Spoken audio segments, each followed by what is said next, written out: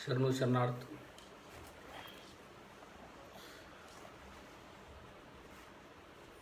शरणू शरणार्थ Gogaon sir.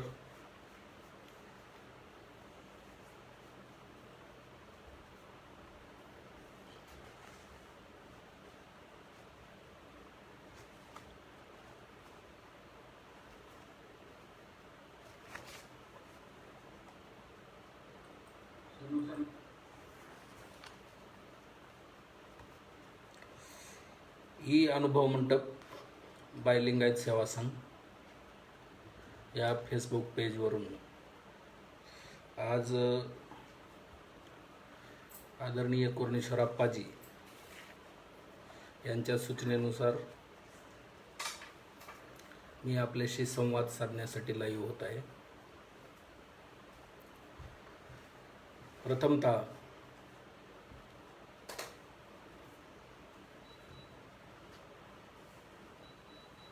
Mahatma Gautam Buddha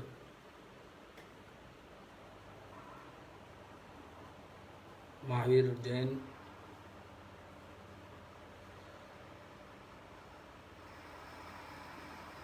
बाराव्या शतकातील महात्मा बसवण्णा, माता नागाई व इतर 770 शरण वारकरी संत, छत्रपती शिवाजी महाराज, संत तुकाराम ते छत्रपती संभाजी, शाहू फुले आंबेडकर, संत गाडगे बाबा तुकडोजी या सर्व महापुरुषांना प्रथमतः मी वंदन करतो. आज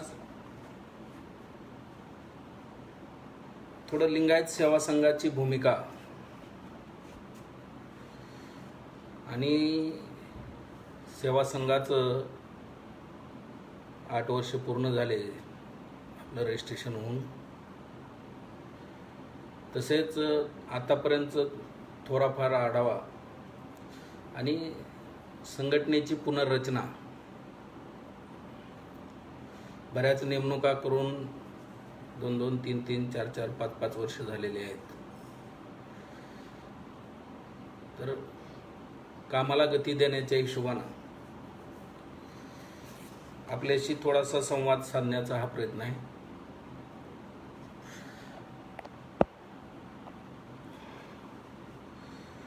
महात्मा बसवण्णांचं एक वचन घेऊन मी सुरुवात करतो.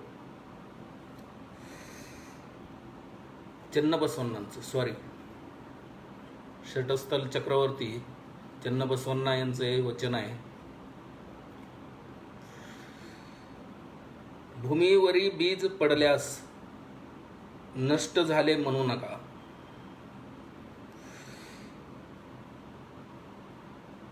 भावी फळामध्ये त्यास शोधावे. तापून वितळलेले सोने नष्ट झाले म्हणू नका. पुढे प्राप्त होणाऱ्या अलंकारात त्यास शोधावे. तेवविलेला दीप नष्ट झाला म्हणू नका. नंतरच्या अग्नीमध्ये त्यास शोधावे. लिंगात प्राण, प्राणामध्ये लिंग, ह्याकरिता कुडल चिन्ह संघ याच्या शरणांच्या चरण प्रतिबिंबात शोधावे. संगन चन्नबसवण्णासी. संगन बसवण्णासी चन्नबसवण्णांचं हे वचन आहे. लिंगायत चळवळीमध्ये किंवा इतर बहुजनवादी चळवळीमध्ये, साम्यवादी चळवळीमध्ये जो कार्यकर्ता काम करतो, निष्ठेनं कार्य करणाऱ्या कार्यकर्त्यांच्या जीवावर ह्या चळवळी चालू आहेत, जिवंत आहेत. तर या चळवळी जिवंत ठेवण्याचं काम जो कार्यकर्ता करतो, तो कार्यकर्ता निराश होऊ नये. उद्भवणाऱ्या नवीन अडचणी, प्रसंग यामुळे तो विचलित होऊ नये, याकरिता हे वचन फार लागू आहे. कार्यकर्ता जसं छोटं छोटं छोटं छोटं काम करत जातो, परंतु रिझल्ट दिसत नाही लवकर. चळवळीमध्ये बदल हा खूप वेळानं होतो. ज्या लोकांवर तुम्ही काम करता, ज्या लोकांसाठी काम करता, त्या लोकांना बदलण्यासाठी वेळ लागतो. त्यामुळे तुम्ही निराश होऊ नका, नाराज होऊ नका. याकरिता हे वचन कार्यकर्त्यांसाठी खूप महत्त्वाचं आहे. बीज भूमीवर सांडले म्हणून ते सांडले नष्ट झाले असे म्हणू नका. त्या बीजातून उत्पन्न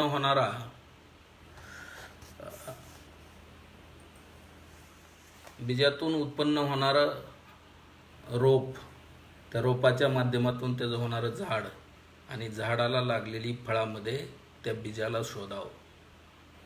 म्हणजे तुम्ही आज केलेलं काम कालांतरानं ते काम दिसणार आहे. मागच्या आपल्या पूर्वजांनी हे काम करत आलेत म्हणून आज आपल्याला ही विचारधारा मिळालेली आहे.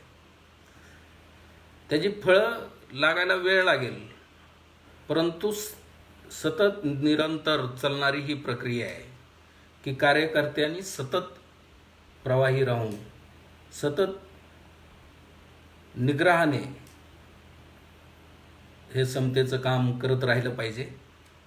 तापवून वितळलेले सोनं वितळलं म्हणून नष्ट झालं असं म्हणू नका. तर त्याचा जे नवीन अलंकार तयार होणार आहे, त्या अलंकारामध्ये त्या सोन्याला शोधावे. दीपक पेटवला तो विझला म्हणून दीपक नष्ट झाला असं म्हणू नका. तर त्या दिव्याच्या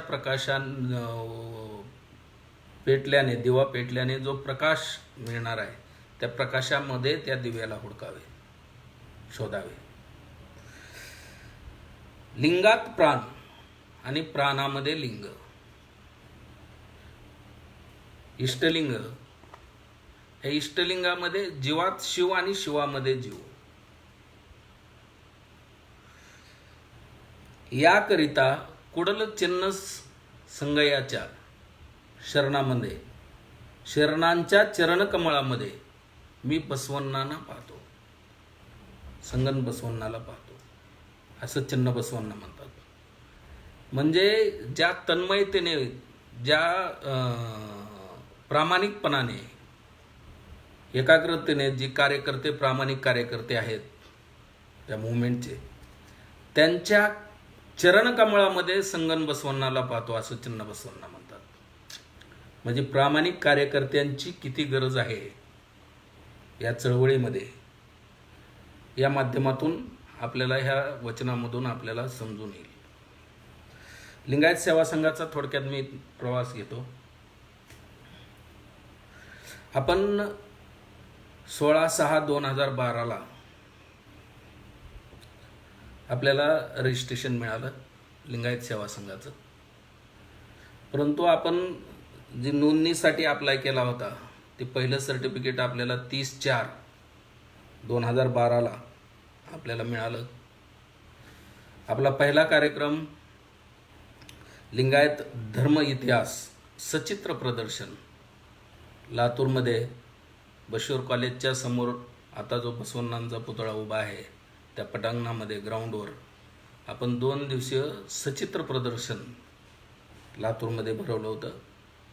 आणि त्या काळामध्ये, म्हणजे तो फार सुरुवातीचा काळ होता, ज्या काळामध्ये बसवण्णांची समतेची विचारधारा घेऊन जाणारा लिंगायतामधले SC ST म्हणलं जायचं. म्हणजे आम्हाला तेच, म्हणजे काही लोक त्या प्रदर्शनाच्या बाहेर येऊन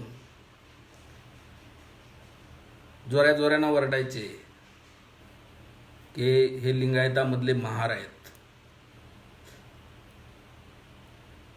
रात्रीच्या वेळेमध्ये चित्रप्रदर्शनावर मागच्या बाजूने दगड फेकण्यात आले. तशा काळामध्येही लिंगायत चळवळीसाठी प्रामाणिकपणे काम करणारे कार्यकर्ते रात्री त्या पटांगणामध्ये झोपले. कारण दुसऱ्या दिवशीचा अजून प्रसंग होता. तिथं जर म्हणजे संरक्षण नसतं दिलं तर चित्रप्रदर्शन काही माथे फिरून ते उद्ध्वस्त केलं असतं. अशा कठीण प्रसंगामध्ये सुद्धा सुरुवातीच्या काळामध्ये ज्या प्रामाणिक कार्यकर्त्यांच्या जीवावर ते प्रदर्शन यशस्वी झालं आणि जवळपास 2 दिवसामध्ये 6 ते 7 हजार लोकांनी सिंधू संस्कृती ते आजपर्यंतचा लिंगायत धर्माचा सचित्र इतिहास तिथं आपण मांडला होता. त्याच्यानंतर आपण मासिक व्याख्यानमाला लिंगायत सेवा संघाच्या माध्यमातून चालू केली. ह्या व्याख्यानमालेमध्ये लिंगायत समाजातील स्वकष्टावर मोठा झालेला व्यक्ती, मग तो IAS असेल, IPS असेल, MPSC असेल, उद्योगामध्ये मोठा व्यापारी बनला, उद्योजक बनला असेल, व्यापारामध्ये स्वकष्टावर मोठा झालेला व्यक्ती, किंवा शेतीमध्ये स्वतःच्या संशोधनातून प्रगतशील शेती करणारा शेतकरी, असा एक यशस्वी व्यक्ती आपण त्या व्याख्यानमालेमध्ये बोलवत असू. आणि त्याच्याबरोबर लिंगायत धर्माचा इतिहास सांगणारा एक तज्ज्ञ कर्नाटक, महाराष्ट्र, तेलंगणा या 3 राज्यांमधून आपण बोलवत असू.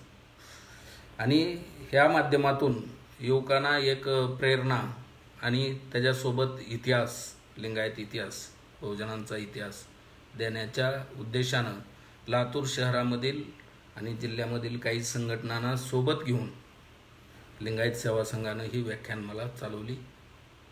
या व्याख्यानमालेमध्ये IPS हरेश्वर स्वामी असतील, शिल्पाताई ठोकळे ज्या सोलापूरला तहसीलदार होत्या, म्हणजे लेडी सिंगम अशी ज्यांची प्रतिमा होती, अशा लोकांना, आणि वक्ते राजा माळगे असतील, राजा शिरगुप्पे असतील, राजशेखर तंबाके असतील, संजय माकल असतील, असे तज्ज्ञ वक्ते आपण त्या माध्यमातून लातूर शहरामध्ये दिले.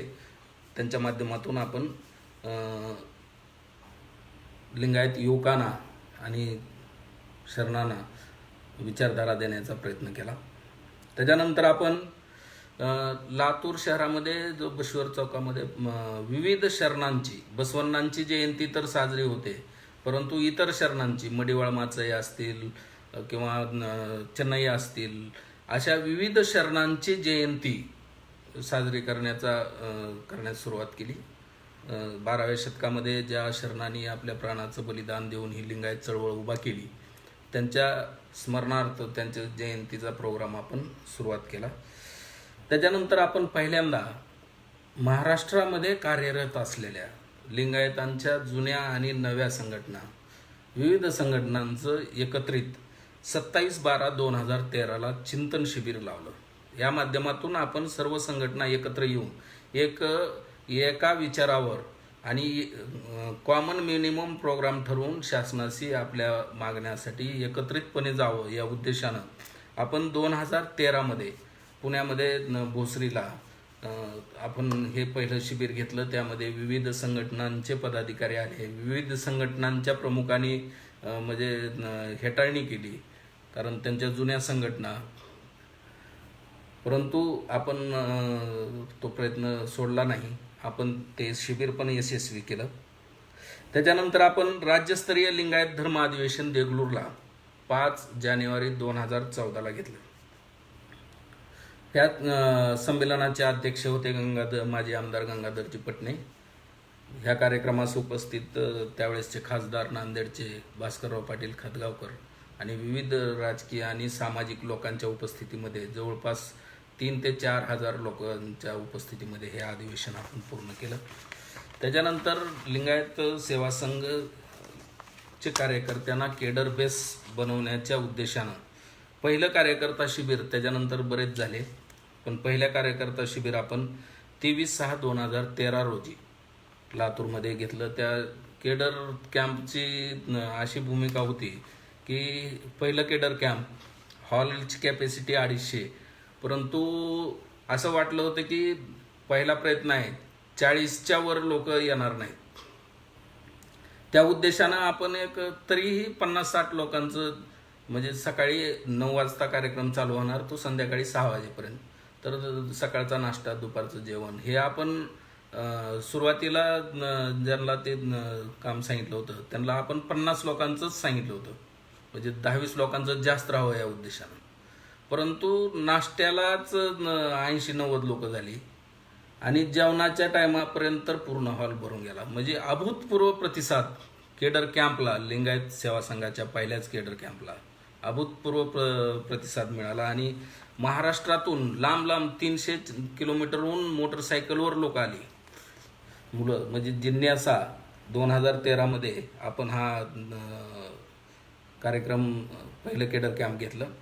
त्याच्यानंतर पूज्य माताजी ज्या कर्नाटकमध्ये खंबीरपणे लिंगायत धर्ममान्यतेसाठी लढा देत होत्या, त्यांचा सत्कार आपण लातूरमध्ये त्या आल्या होत्या.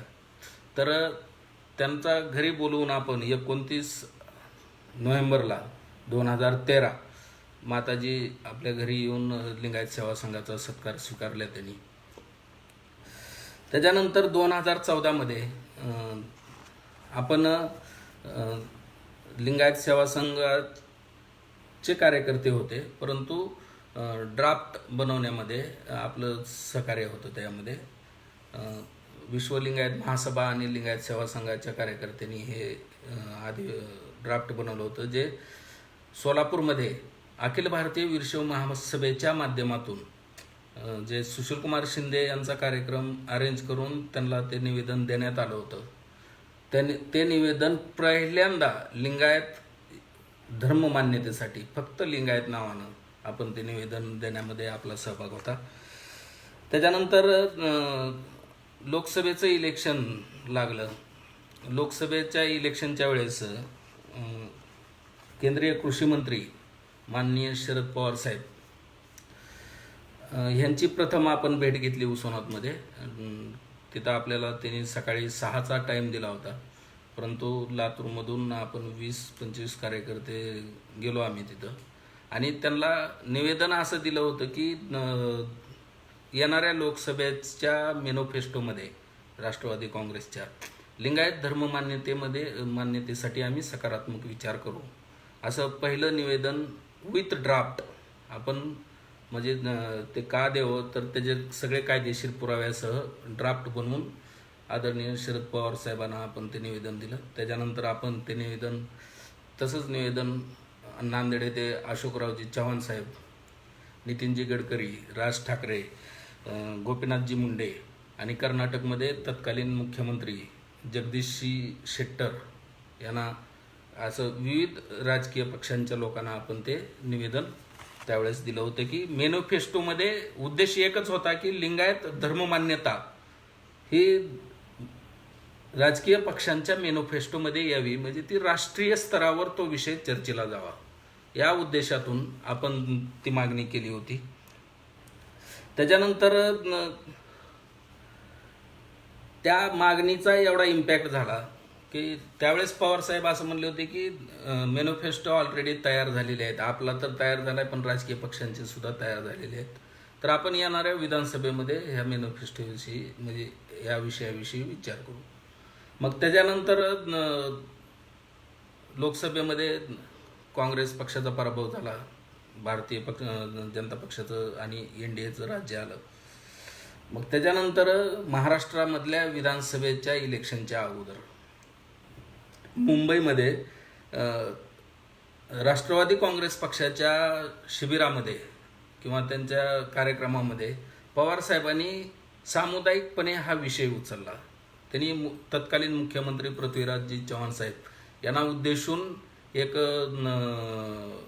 जे आव्हान केलं की लिंगायत, मराठा, मुस्लिम आणि धनगर या चारही समाजाच्या आरक्षणाच्या विषयी तुम्ही पॉझिटिव्ह निर्णय घ्या, नाहीतर लोकसभेसारखाच निकाल विधानसभेमध्ये बी येऊ शकतो.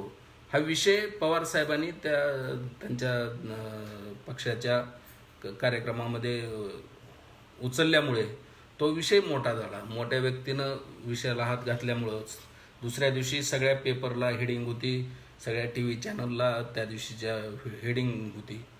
मग काही कार्यकर्ते महाराष्ट्रातले यांनी फोनाफोनी होऊन 26 मेला पुण्यामध्ये भिकुबाई मेनकुदळे या सभागृहामध्ये सगळ्या जेवढ्या संघटना आहेत महाराष्ट्रातल्या ह्या सर्वांना फोन करून बोलवण्यात आलं आणि तिथं दिवसभराच्या चर्चेमध्ये एक सर्वसमावेशक, ज्या समितीला अध्यक्ष नाही फक्त निमंत्रक राहील, या हिशोबानं लिंगायत संघर्ष समिती या नावाखाली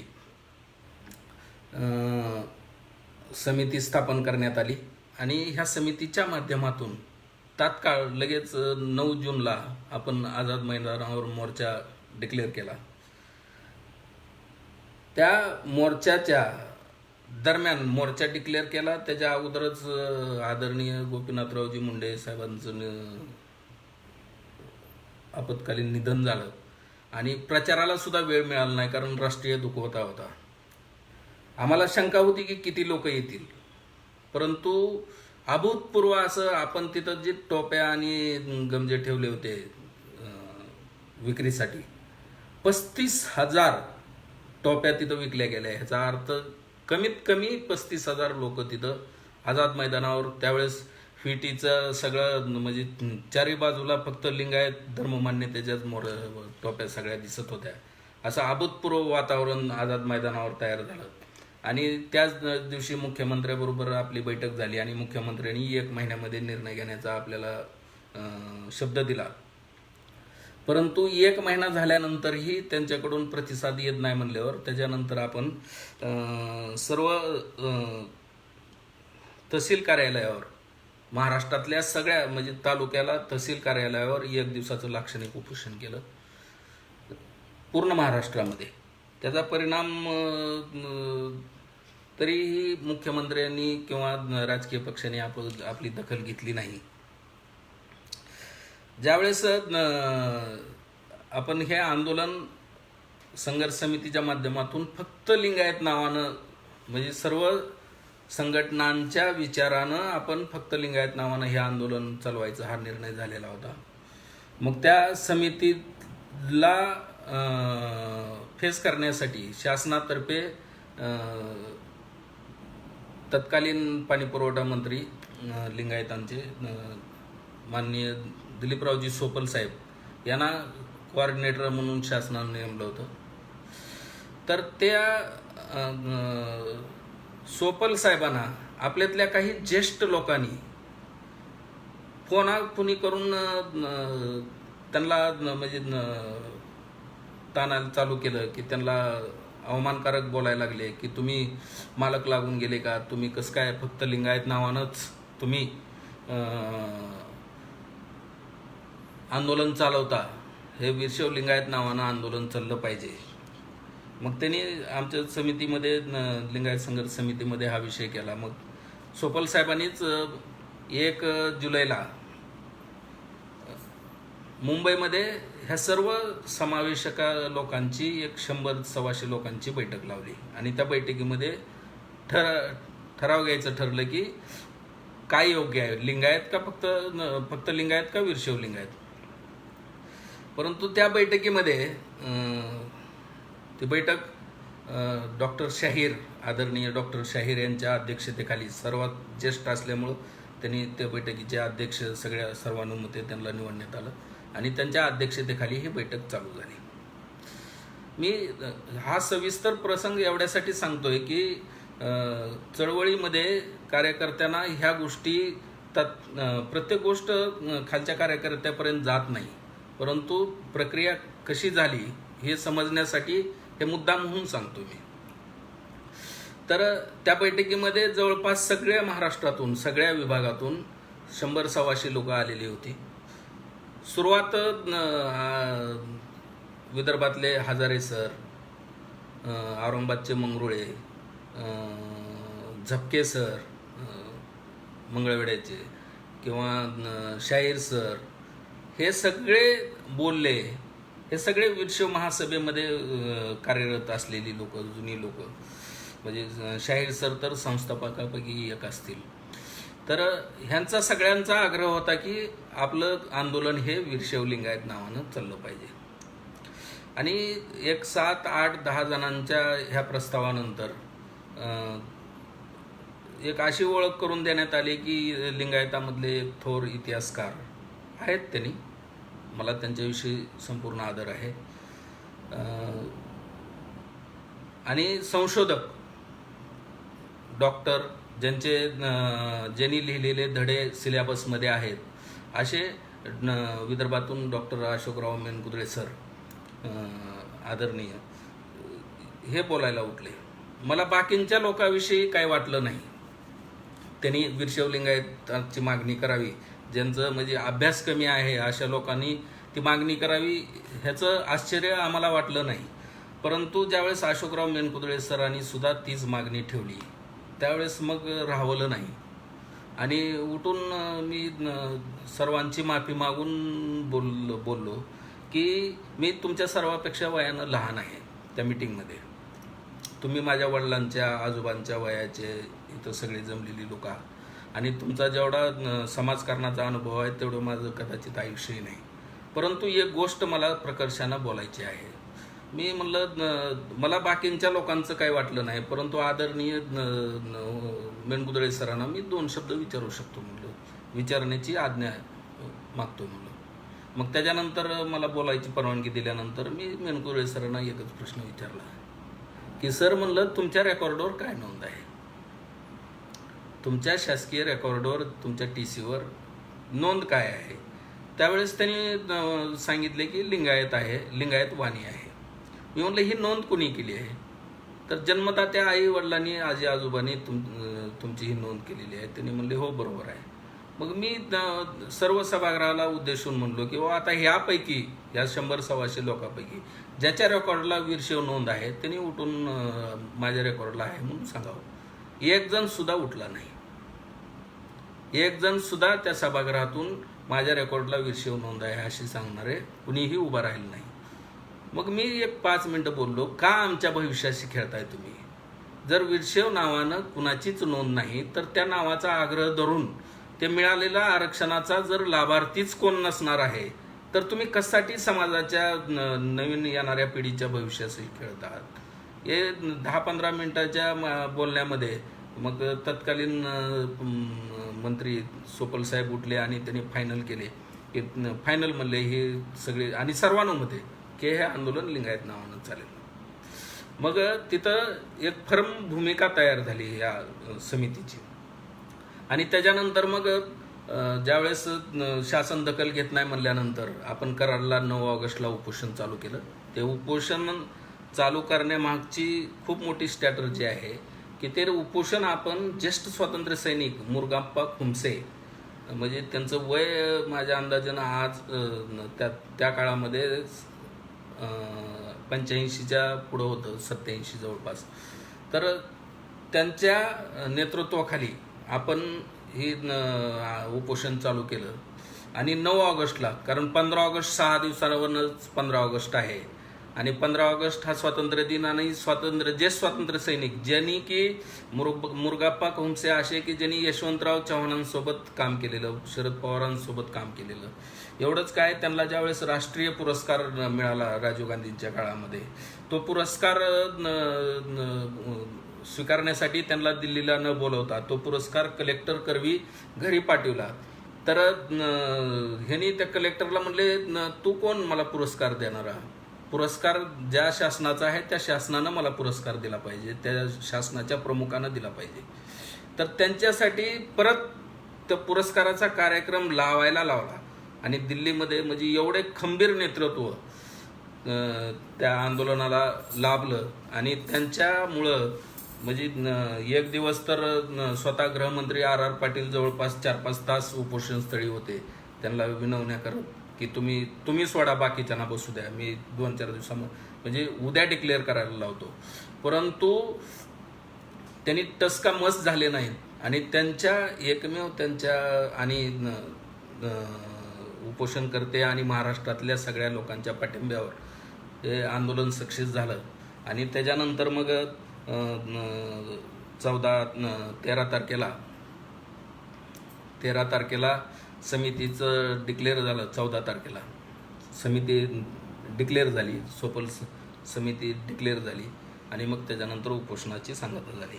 त्याच्यानंतर 26/8/2014 रोजी राज्य मागासवर्ग आयोगाबरोबर आपली बैठक झाली आणि 27 ऑगस्ट अल्पसंख्याक आयोगासोबत. तर या दोन्ही आयोगाबरोबर जे डिबेट झाले आणि त्यांना जे ड्राफ्ट दिला, ह्या ड्राफ्ट बनवण्यामध्ये लिंगायत सेवा संघाचा सहभाग आहे. आपण म्हणजे संघर्ष समितीच्या माध्यमातूनच हे आंदोलन झालेलं आहे, सर्व संघटनांना एकत्र घेऊन. पण त्याच्यामध्ये ड्राफ्ट बनवण्याची जिम्मेदारी आपल्यावर असल्यामुळं तो ड्राफ्ट आपण बनवला आणि दोन्ही आयोगाबरोबर डिबेटसुद्धा आपण केलेला आहे लिंगायत सेवा संघात. आणि याच्या माध्यमातून मग जो GR निघाला 4/9/2014ला तो GR असा होता की लिंगायत समाजाला अल्पसंख्याक दर्जा देण्याच्या, मायनॉरिटी स्टेटस अल्पसंख्याक दर्जा देण्याच्या संदर्भात मंत्रिमंडळानं निर्णय संबंधित विभागाकडे पाठवण्याचा प्रस्ताव करत आहे. ती मागणी त्यांनी मान्य केली होती, संबंधित विभागाकडे आम्ही पाठवत आहोत. आणि दुसरी मागणी 11 पोटजाती त्यांनी OBC आणि SBC मध्ये समाविष्ट केल्या. त्याच्यामध्ये 8 OBC मध्ये आणि 3 SBC मध्ये, असा 11 पोटजातींचा अंतर्भाव मूळच्या OBC आणि SBC मध्ये त्या संघर्ष समितीच्या माध्यमातून आपण निव्वळ ते 3.5-4 महिन्याच्या आंदोलनामध्ये जे यश संपादन केलं, त्याच्यामध्ये आपण त्याच्यामध्ये लिंगायत सेवा संघाची खरीची भूमिका होती, महत्त्वाची भूमिका होती, ही प्रकर्षानं सांगू.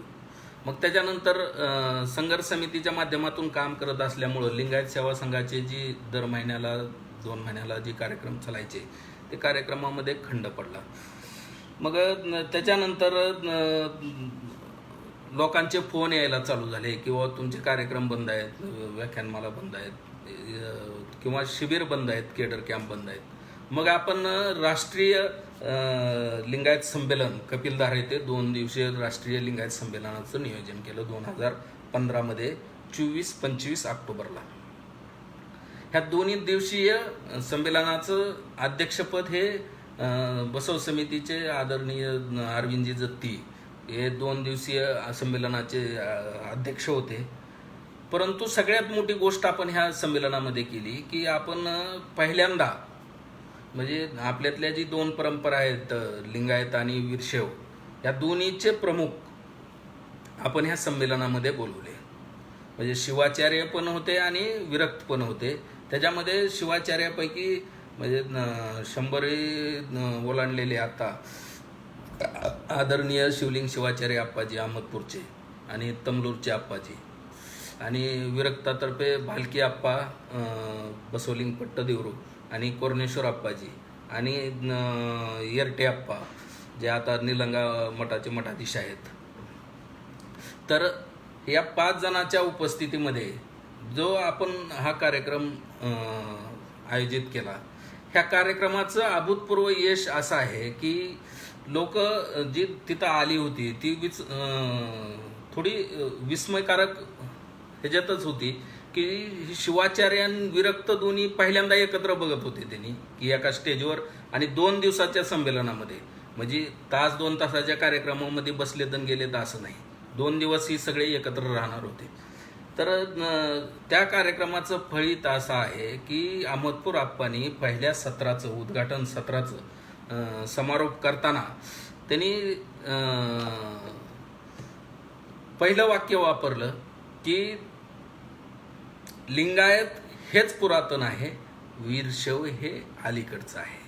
हे आमच्या उद्घाटनाच्या सत्राचं यश होतं. अहमदपूर आप्पांचं हे वाक्य होतं पहिल्या समारोपामध्ये. आणि तिथून अहमदपूर आप्पांनी ज्यावेळेस हा पूर्ण कार्यक्रम ऐकला, प्रत्यक्ष पाहिला, म्हणजे त्या कार्यक्रमाचं निमंत्रण दिल्यानंतर ती पत्रिका छापल्यानंतर अहमदपूरकर आप्पाकडं गाड्या भरून लोक गेले की त्या कार्यक्रमाला जाऊ नका, लिंगायत सेवा संघाच्या ही लोक समाजामध्ये फूट पाडत आहेत, लिंगायत वेगळं वीरशैव वेगळं म्हणत आहेत, तर तुम्ही ह्या कार्यक्रमाला जाऊ नका असा आग्रह त्यांच्याकडे धरत होते. त्यावेळेस आप्पा म्हणले होते की आबा ते काम काय करतात, बोलतात काय, हे तर पाहू द्या मला. आणि त्याच्यानंतर आप्पांनी समारोपाच्या कार्यक्रमामध्ये शब्द दिला की लिंगायत धर्म मान्यतेच्या आंदोलनातला पहिला समोरचा कार्यकर्ता मी राहीन. आणि ह्या आंदोलनाचं नेतृत्व करायला मी स्वतः स्वइच्छेनं मी तयार आहे. ह्या आंदोलनाचं नेतृत्व, ह्या कार्यक्रमाचं ते फळ होतं. लिंगायत सेवा संघानं आयोजित केलेला 2015 राष्ट्रीय लिंगायत संमेलनाचं ते यश होतं. त्याच्यानंतर आपण गेल्या वर्षी राज्यस्तरीय चर्चासत्र आदरणीय retired IAS Shivanandji Jamdar sir, जे कर्नाटकमधल्या मायनॉरिटी स्टेटसच्या निर्णयाचे खरे सगळ्या गोष्टींना सर्वांगानं पुरवठा करणारे, आणि आश्चर्य वाटेल की एक IAS राहिलेला माणूस लिंगायत इतिहास, लिंगायत आचरण, लिंगायत फिलॉसॉफी ह्यातल्या कुठल्या गोष्टीचा अभ्यास नाही. लिंगायतांचा राजकीय इतिहास, लिंगायताचा सामाजिक इतिहास, लिंगायताचा भौगोलिक इतिहास, ह्या सर्वांगानं आज भारतामध्ये जर लिंगायतांच्या बाबतीमध्ये सर्व बाजूंचा इतिहासाचा जर गाढा अभ्यासक कोण असेल आणि कुठल्याही प्रश्नावर तुम्हाला तिथं जागेवर उत्तर देणारा जर व्यक्ती असेल तर तो एकमेव शिवानंद जामदार सर आहेत. तर ह्या जामदार सरांनी च्या नेतृत्वाखाली 2 दिवसाच्या अध्यक्षतेखाली आपण सोलापूरमध्ये हे शिबिर घेतलं. आता भावानो, लिंगायत सेवा संघाच्या या प्रवासामध्ये ह्याच्या दरम्यान बरेचसे कार्यक्रम आहेत, मी सर्व घेऊन वेळ जास्त घेत नाही. तर या सर्व प्रवासामध्ये लिंगायत सेवा संघाच्या बरेच कार्यकर्ते जोडले गेले, बरेच कार्यकर्ते नाराज झाले. जे नाराज झाले ते त्यांच्याविषयी माझ्या मनामध्ये किंवा लिंगायत सेवा संघामध्ये काम करणाऱ्यांच्या कोणाच्याही मनामध्ये दुजाभाव नाही किंवा त्यांच्या विषयी काही शत्रुत्व नाही. ज्यांना जे विचार म्हणजे ज्यांना ज्या पद्धतीनं काम करायचं त्यांना ती पद्धत आवडली नसेल आपली, त्याच्यामुळं ते दूर झाले असतील एवढं आपण समजतो. परंतु बरेचशी नवीन कार्यकर्त्यांची टीम जोडली गेली. आपल्याला त्या काळामध्ये म्हणजे फेसबुक ह्या माध्यमातून बरेचसे भारतातल्या विविध राज्यातील कार्यकर्ते जोडले गेले आणि हे काम मोठ्या प्रमाणामध्ये उभा राहिलं. लिंगायत धर्म मान्यतेच्या आंदोलनाची भूमी ही जी उगम स्थान आहे आंदोलनाचं, ह्या 21व्या शतकात जे आता आंदोलन चालू आहे ह्याची जन्मभूमी लातूर आहे. आणि लातूर अनुभव मंडपाच्या माध्यमातून आणि लातूरमधल्या विविध संघटनांच्या चळवळीच्या माध्यमातून लिंगायत धर्ममान्यतेचं आंदोलनाची मागणी आणि त्याच्यावरची विविध पत्रकं हे 10 वर्षापासून छापत आलेलो आहोत आम्ही. आणि ह्याची मागणी आम्ही वारंवार म्हणजे मागच्या जनगणनेच्या काळापासून सुद्धा सातत्यानं लिंगायत धर्ममान्यतेचा आग्रह धरणारी ही भूमी आहे लातूरची. आणि याच्या दरम्यान बऱ्याच जणांवर टीका झाली, माझ्यावर झाली. मी 2014 जे राजकीय पक्षांना निवेदन दिली होती लिंगायत सेवा संघाच्या लेटर पॅडवर, त्याच्यावर बऱ्याच जवळच्याच लोकांनी ते सोशल मीडियावर टाकून ट्रोल केलं. मग तेव्हा असं परिस्थिती तयार झाली की मी विचार केलो की आपण हे कुणासाठी करायलो, ज्यांच्यासाठी करायलो तेच जर समजून घेत नसतील, बरं ते पत्र आपण काय फक्त पवार साहेबांना दिलं नव्हतं, मी सर्व राजकीय पक्षांच्या प्रमुखांना ते पत्र दिलं होतं की त्यांच्या मॅनिफेस्टोमध्ये तो विषय यावा. आता परंतु एकाच राजकीय पक्षाचं तिथं नाव करून भांडवल करून मला म्हणजे एवढं ट्रोल केलं गेलं सोशल मीडियावरून आणि फोन करून, म्हणजे लहान लहान मुलांनी सुद्धा फोन करून शिवाय द्यायच्या, तू काय मालक आहे का, आम काय का तम काय. मग अशी परिस्थिती तयार झाली होती की आपण बास करावं. कारण माझी काम करण्याची पद्धत अशी आहे की मी कुणाच्या दारात कधी पट्टी मागायला गेलो नाही किंवा लिंगायत सेवा संघाचा कार्यकर्ता आमच्या कार्यक्रमासाठी निधी द्या म्हणून कधी कुणाच्या दारात जात नाही. आपण काय ते समाजकार्य पैसे गोळा करण्यासाठी किंवा समाजाच्या पैशावर समाजाचं कार्य आपण करत नाही. लिंगायत सेवा संघ जी आपल्या उत्पन्नातून जे आपल्याला दासोह शक्य आहे तेवढ्या ताकदीचा कार्यक्रम घेणे आणि तेवढा स्वनिधीतून कार्यक्रम पार पाडणे ह्या पद्धतीनं आपण काम करत असतो. त्याच्यामुळं घरचं खाऊन कशासाठी हे लष्कराच्या भाकरी भाजायच्या अशी मानसिकता तयार झाली होती. परंतु काही माझ्या सहकारी त्या काळामध्ये विभूती सरांनी खूप सपोर्ट केला मला आणि कोरणेश्वर आप्पांनी की आणि मी हळूहळू परत प्रवाहात सामील झालो. त्याच्यानंतर मग आता परत मला काही लोकांचे मेसेज येतात की फोन येतात की तुमच्या विरोधात अशी पोस्ट टाकली आहे, तशी पोस्ट टाकली आहे. पण मी आता ती सोडून दिलेलं आहे. कारण एक लक्षात घ्या, लिंगायत चळवळीमध्ये मला आलेला अनुभव आतापर्यंतचा असा आहे की विजय शेटेनं असं काम करावं असं सांगणारे मला 1000 जण भेटले, पण मला असं सांगणारे भेटलं नाहीत की मी असं काम करतोय हे काम योग्य आहे का. म्हणजे स्वतः काही करणार नाहीत, परंतु दुसऱ्यांना, म्हणजे माझं एकट्याचंच उदाहरण देत नाही, जे सक्रिय आहेत त्यांना सल्ले देत राहतात की त्यानं हे चुकीचं केलं, त्यानं ते चुकीचं केलं, त्यानं असं करायला पाहिजे होतं, त्यानं तसं करायला पाहिजे होतं. म्हणजे घरी बसून सोशल मीडियावरून पोस्ट टाकणारे बरेच आहेत. आणि तुम्हाला जे सक्रिय ग्राउंडवर काम करणारे कार्यकर्ते आहेत त्यांना डिमोरलाइज करण्याचा प्रयत्न बरेच, म्हणजे आपण ज्या विषमतावादी व्यवस्थेच्या विरोधात आपण हे आंदोलन चालवतो सगळे बहुजनवादी, तीच विचारधारा प्रत्येक समाजाच्या लोकांमध्ये ती घुसलेली आहे. तीच विषमतेची घडी. वैयक्तिक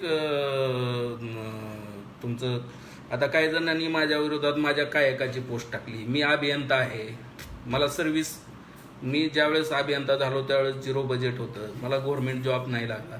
मी काय करणार? माझं जे ज्ञान आहे ज्या क्षेत्रातलं आहे त्यातच काम करेन ना. मग कॉन्ट्रॅक्टरशिप ही काय, म्हणजे गुत्तेदारी करणं म्हणजे काय, कुणाचं खून करणं आहे का कुणाची हत्या करणं आहे? या गोष्टीवर सुद्धा बऱ्याच जणांनी माझ्या विरोधात पोस्ट टाकल्या. आता मला एक आश्चर्य वाटतंय, बसवण्णांनी जिथं एका हातामध्ये तलवार, एका हातामध्ये मांस आणि तोंडात दारू पिलेला जरी असला आणि ज्यानं इष्टलिंग घातलेला असेल तर त्याचं मी स्वागत करायला तयार आहे असं बसवण्णा म्हणतात. ज्या लोकांना बसवण्णाच कळाले नाहीत त्यांनी तुमच्यावर टीका करत राहणार आहेत. आणि या गोष्टीचं लिंगायत सेवा संघामध्ये काम करणाऱ्या प्रत्येक कार्यकर्त्यांनी बी भान ठेवावं की तुमच्यावर टीका होणार आहे. आणि टीका लोकांकडून टीका झालेली आपल्याला काही वाटत नाही. जी स्वकीय असतात त्यांनी केलेली जी टीका असते ती लागते, परंतु त्याच्याकडे सुद्धा दुर्लक्ष करून तुम्हाला काम उभा करावं लागणार आहे. कारण मागच्या काळामध्ये सुद्धा शेकडो वर्ष मी वारंवार जी बोलत असतो की म्हणत असतो की जगाच्या इतिहासामध्ये सगळ्यात अगोदर शिक्षण प्रणाली म्हणजे सम्राट अशोकाच्या काळामध्ये विश्वविद्यालय ज्या भारतामध्ये होती त्या काळामध्ये विदेशामध्ये बालवाड्या सुद्धा नव्हत्या, परंतु भारतामध्ये एकही मानव उपयोगाचा शोध लागला नाही. याचं कारण ज्या व्यवस्थेनं इथं जी व्यवस्था निर्माण करून ठेवली विषमतावाद्यांनी, ती व्यवस्था सुस्थितीत आणण्यासाठी आपल्या पूर्वजांना, महापुरुषांना लढावं लागलं. कारण त्या शोधाकडे लक्ष द्यायला त्यांना वेळच राहिला नाही. कारण जी व्यवस्था बिघडलेली आहे ती व्यवस्था नीट करणं हेच प्रमुख काम आपल्या पूर्वजांना करावं लागलं. आजही तेच घडतंय. स्वकीय ज्यांना गुलामीतच राहायची सवय लागलेली आहे आपल्या भावंडांना, त्यांना म्हणजे ते ज्यांनी गुलाम ठेवलंय तेच जवळचे वाटतात आणि तेच आपले वाटतात. त्यांनी बोललेलंच खरं वाटतं. परंतु हा प्रकार आपल्याला सहन करत हे समतेचं आंदोलन चालवावं लागणार आहे. आपल्या पूर्वजांनी ज्या विचारासाठी आपले प्राण त्यागलेले आहेत, या सगळ्या पूर्वजांच्या रक्ताला जागून आपल्याला हे आंदोलन उभा करावं लागणार आहे. जशी टीका टिप्पणी झालेली आहे तसंच कौतुक ही खूप झालेलं आहे. आता याच्यामध्ये महाराष्ट्र, मी सर्वांची नावं घेत नाही, परंतु महाराष्ट्रामधले तज्ज्ञ लोक, जे वाचक, जे 10-20 वर्षापासून चळवळीमध्ये काम करणारी सिनियर लोक आहेत, आणि कर्नाटकमधले, तेलंगणामधले, या सर्वांनी एवढी म्हणजे प्रत्येक विषयाचं आकलन आणि प्रत्येक कार्यक्रमामध्ये सपोर्ट पण तेवढाच केलेला आहे. म्हणजे ह्या चांगल्या विचारांच्या लोकांच्या जीवावर ही मूवमेंट रन करत आहे. प्रत्यक्ष ग्राउंडवर काम करणारे कार्यकर्ते वेगळे असतात, परंतु मागून सपोर्ट करणारी सुद्धा तशीच सुदृढ टीम आपल्या ह्या विचारधारेला पाठिंबा देणारी आवश्यक असते. आणि अशा सगळ्या लोकांच्या, चांगल्या विचारांच्या लोकांच्या जीवावर हे आंदोलन पुढं चालवत जाणार आहे. आणि एक लक्षात घ्या भावानो, की मी असंही नेहमी म्हणतो की ही प्रक्रिया, आंदोलन मुवमेंट ही चालणारी प्रक्रिया आहे. या प्रक्रिया अशी आहे की तुम्ही समजा लातूर स्टेशनहून बसलात रेल्वेमध्ये, दिल्लीला तुम्हाला जायचं आहे, दिल्ली सर करायची आहे, तर त्या रेल्वेमध्ये तुमच्यासोबत लातूरहून बसलेले काही पॅसेंजर पुण्यात उतरणार आहेत, काही पॅसेंजर मुंबईत उतरणार आहेत, काही पॅसेंजर पुढं मध्य प्रदेशमध्ये उतरणार आहेत. परंतु काही जसे उतरत जाणारे आहेत तसे नवीन पॅसेंजर सुद्धा मध्ये इन्क्लूड होत येणार आहेत.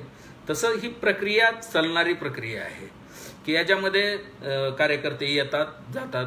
आता कार्यकर्त्यामध्ये विविध प्रकार आहेत. काही लोक राजकीय स्वार्थासाठी येतात, काही प्रतिष्ठेसाठी येतात खरं, आणि काही प्रामाणिकपणे कार्य करण्यासाठी येतात.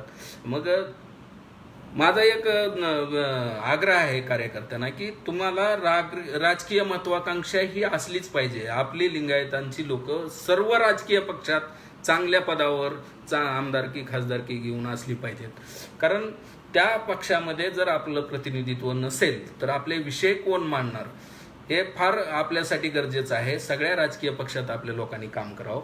परंतु ज्यावेळेस आपण सामाजिक संघटनेमध्ये काम करत असतो, त्या सामाजिक संघटनेचा लाभ घेऊन तुम्ही राजकीय स्थान मोठं करा, परंतु समाजाचा वापर त्या राजकीय पक्षामध्ये करू नका. एवढाच आग्रह आहे की समजा लिंगायत सेवा संघाचा पदाधिकारी आहे आणि त्या पदाचा वापर तुम्ही तुमच्या राजकीय स्टेजवर करू नका, एवढाच आग्रह आहे. परंतु ग्राउंड बेसवर तुम्हाला ते पद मोठं मिळवण्यासाठी लिंगायत सेवा संघाचा तुम्ही कार्यकर्ते कामाचा, केलेल्या कार्याचा तुम्हाला तिथं लाभ ऑटोमॅटिक होणार आहे सामाजिक कामाच्या ह्याच्यामधून. तर याकरता आपल्याला आता लिंगायत सेवा संघाची पुनर्रचना करण्याचा आप्पांचा 1-1.5 वर्षापासून माझ्या मागं आग्रह आहे की आमच्या सगळ्या टीमच्या मागं की संघटनेची पुनर्रचना झाली पाहिजे. तर त्या दृष्टीनं काल आप्पांना मी भेटलो आळंदला जाऊन, आणि आप्पांनी तिथं मग आप्पांशी चर्चा करून 1-2-3 नावांचं 4 नावाचं मी घोषणा आज करणार आहे, एक सेवा संघाचा प्रमुख या नात्यानं. आणि त्याच्यानंतर मग पुढची वाटचाल ही टीम सगळी महाराष्ट्रातली आपली जी टीम आहे या सगळ्यांच्या विचारानं आणि सहकार्यानं. आणि भावानं एक लक्षात घ्या, लिंगायत सेवा संघामध्ये काम करतोय कार्यकर्ता म्हणजे तो इतर संघटनांचा विरोधक आहे अशातला भाग नाही. की जे समविचारी संघटना आहेत या सगळ्या आपण मिळून काम करायचंय. परंतु संघटना जेवढ्या जास्त सक्रिय होतील, जेवढ्या जास्त संख्येनं सक्रिय होतील, तेवढे जास्त लोक या विचारधारेला जोडली जातील. या दृष्टीनं संघटना जास्त असणं वाईट नाही. लिंगायत सेवा संघाची 8 वर्ष कंप्लीट झाले तर परंतु आपण कुठंही असं बोर्ड लावून, बॅनर लावून किंवा कार्यकर्त्यांचे फोटो कुठं लावून असं काम लिंगायत सेवा संघाचं चालत नाही. परंतु जमिनीवरचा कार्यकर्ता आणि विचारधारेला पक्का असलेला कार्यकर्ता लिंगायत सेवा संघाचा आहे, याचा मला स्वाभिमान आहे, सार्थ स्वाभिमान आहे. तर मी आज कोरणेश्वर आप्पा आणि माझ्या इतर सहकाऱ्यांच्या सहमतीनं पहिली निवड मी डिक्लेअर करत आहे. डॉक्टर महादेव जोकारे सोलापूर हे महाराष्ट्र प्रदेश अध्यक्ष म्हणून आजपासून कार्यभार पाहतील. त्यांचा कार्यकाळ 2 वर्षाचा असेल. याच्या पूर्वीचे जे प्रदेशाध्यक्ष आहेत शिवकुमार खुब्बा साहेब, हे राष्ट्रीय जे समन्वयक समिती राहील त्याच्यामध्ये सिनियर टीममध्ये त्यांनी आमच्यासह काम करतील. याच्यानंतर शरण हनुमंताप्पा शंके यांची महाराष्ट्र राज्याच्या सोशल मीडिया प्रमुखपदी आजपासून नियुक्ती होत आहे. तर माझ्यातर्फे या दोघांचंही हार्दिक स्वागत आहे आणि त्यांच्या पुढील कार्यास त्यांना माझ्या शुभेच्छा आहेत. त्याच्यानंतर शरण श्रीनिवास बडुरे हा कार्यकर्ता असा आहे की मी जसं मुवमेंटमध्ये आहे तो बऱ्याच सामाजिक संघटनांमध्ये सुद्धा सक्रिय आहे. आणि परंतु लिंगायत सेवा संघाच्या प्रत्येक कार्यक्रमाचं जे नियोजन आहे, ग्राउंडवर एकदम सुप्तपणे काम करणारा कार्यकर्ता आहे हा. कुठेही फोकसमध्ये न येता सर्व विचारधारा एकदम पक्की असलेला कार्यकर्ता. त्याला आप्पांच्या आदेशानुसार प्रदेश सचिव, महाराष्ट्र प्रदेश सचिव म्हणून श्रीनिवास बडोरे यांची मी निवड करत आहे. भावानो, 2014च्या आंदोलनात मुरुगप्पा खुमसे यांच्या नेतृत्वाची निवड किंवा सूचना करणारा, त्यांचं नेतृत्व हुडकून काढणारा हा कार्यकर्ता आहे. ज्या मुरुगप्पा खुमसेंच्या नेतृत्वामुळं आपल्या 2014मधल्या सगळ्या आंदोलन यशस्वी झालं 3.5 महिन्यामध्ये. आणि त्याच्यानंतर शरण देवराज संगुळगे हा पूर्ण वेळ कार्यकर्ता आहे मुरुमचा, आणि त्यांची मराठवाडा विभागीय अध्यक्षपदी आज मी निवड करत आहे. तर मी म्हणजे आमची कार्यकारिणी पूर्ण, तर मी फक्त डिक्लेअर करत आहे. या सर्वांना माझ्याकडून शुभेच्छा आहेत. भावानो, प्रामाणिकपणे काम करत राहू. येथे अध्यक्ष किंवा कुणी लहान नाही, कुणी मोठा नाही. विजय शेटे कधी अध्यक्षपद लावत नाही किंवा ते लावण्याचा प्रयत्न पण करत नाही कधी. तर प्रत्येकानं फक्त कार्याला प्रामाणिक मानलं तर ऑटोमॅटिक लोकांमध्ये तुमच्या कामाची किंमत होते, तुमची दखल घेतली जाते. आणि कार्यकर्त्यानं म्हणजे पूर्ण वेळ द्यायची गरज नाही. तुम्ही ठरवा, आठवड्यातला 1 दिवस, 15 दिवसातला 1 दिवस, महिन्यातला 1 दिवस हा चळवळीसाठी द्यावा. आणि दुसरी गोष्ट की ज्यांनी उद्योग व्यवसाय नोकरीमध्ये आहेत, त्यांनी प्रत्येकानं आपल्या कमाईचा वार्षिक वाटा हा मुवमेंटसाठी दिला पाहिजे. मग तो कोणत्याही स्वरूपामध्ये द्या. तुम्ही काही ज्या गरीब मुलांना शिक्षणासाठी अडचण आहे, ज्या गरीब मुलांना राहण्यासाठी अडचण आहे, किंवा समाजातल्या विविध घटकांना ज्यांना ज्यांची गरज आहे त्या लोकांना तुम्ही मदत करा. परंतु प्रत्येकानं मुस्लिम बांधवासारखं त्यांची जशी जकात आहे तसा, किंवा जैन बांधव बघा, त्यांचे हॉस्टेल बघा, त्यांची मंदिरं बघा, त्यांचे सामाजिक जी बी सभागृह आहेत त्यांचा दर्जा बघा.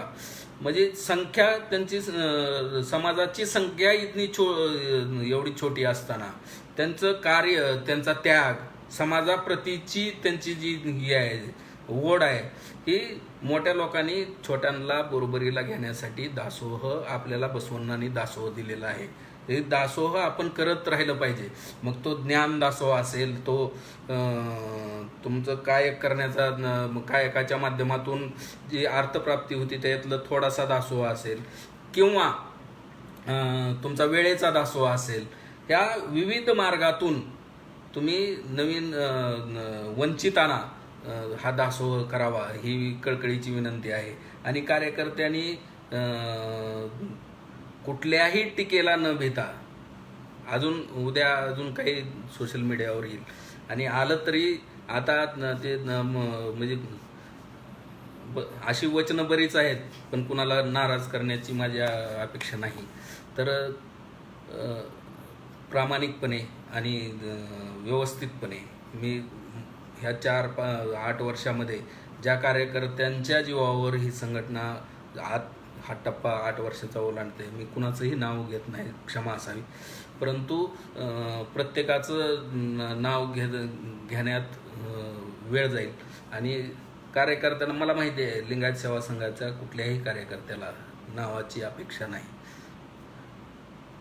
सर्वांना जे पदाधिकारी आपण निवडलेले आहेत त्या सर्वांना पुढच्या कार्यास शुभेच्छा आणि त्यांच्यासोबत कायम आहे. जेवढा वेळ मिळेल तेवढा म्हणजे मी दासोह करायला तयार आहे. आणि सर्वांगानं मी ह्या चळवळीच्या सोबत आहे, सर्व कार्यकर्त्यांच्या सोबत आहे. तुम्ही पुढं राहा, म्हणजे पुढं या आणि सक्रिय व्हा. ज्या लोकांना कुणाला अजून अपेक्षा असेल लिंगायत सेवा संघामध्ये या पद्धतीनं कार्य करण्याची, तर त्यांनी सर्वांनी डॉक्टर जोकारे यांना संपर्क करावा. मी त्यांचा नंबर इथं मी एकदा सांगतो. 7972810243 7972810243 7972810243 ज्यांना कुणाला अपेक्षा आहे म्हणजे प्रामाणिकपणे आणि निस्पृहपणे भले वर्षातून एक दिवस द्या, पण मुवमेंटसाठी द्या, वेळ द्या. समाजासाठी वेळ दिला तर सर्व समाज बांधवांना एका स्तरावर आणण्यास आपल्याला मदत होईल. आणि विचारधारेचं जे लुप्त होत चाललेली आहे लिंगायत विचारधारा, त्या विचारधारेचं पुनर्गठनसुद्धा फार महत्त्वाचं आहे. आपल्या घरामध्ये ते आचरण असणं महत्त्वाचं आहे. याकरिता सर्वांनी या चळवळीमध्ये सामील व्हावं आणि सर्वांना एकमेकांना सहकार्य करावं ही विनंती करतो आणि थांबतो. सर्वांना शरण.